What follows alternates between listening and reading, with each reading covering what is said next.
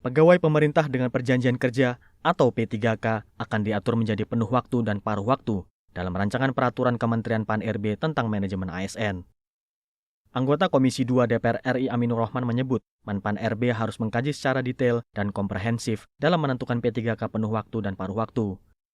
Pemerintah perlu mengambil langkah konkret dan bijaksana agar tidak ada persepsi diskriminatif dalam proses kualifikasi.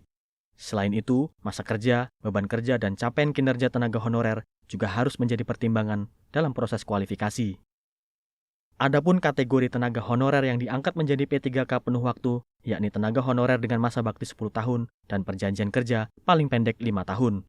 Sedangkan tenaga honorer yang diangkat menjadi P3K paruh waktu, yakni tenaga honorer dengan perjanjian kerja per tahun, seperti sopir dan petugas kebersihan. Ada pekerjaan-pekerjaan yang cukup dikerjakan dengan paruh waktu. Misalnya ada pekerjaan OB misalnya, kategori cleaning service itu kan dia harus bekerja lebih awal, lebih pagi, tapi cukup dengan waktu 4 jam udah selesai. Atau juga penyapu jalan, kan gitu kan. Tapi itu semuanya kan perlu dikaji secara detail dan komprehensif agar tidak salah di dalam mengkualifikasi paruh waktu sama penuh. Nah, pemerintah juga harus mempertimbangkan itu semua agar tidak ada yang didiskriminasikan.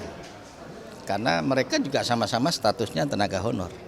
Pengkategorian P3K tersebut dilakukan guna memenuhi kesepakatan Menpan-RB dan BKN dengan Komisi 2 DPR RI bahwa tidak terjadi PHK massal, pengurangan penghasilan, dan penambahan beban anggaran. Andini dan Ridwan, TVR Parlemen melaporkan.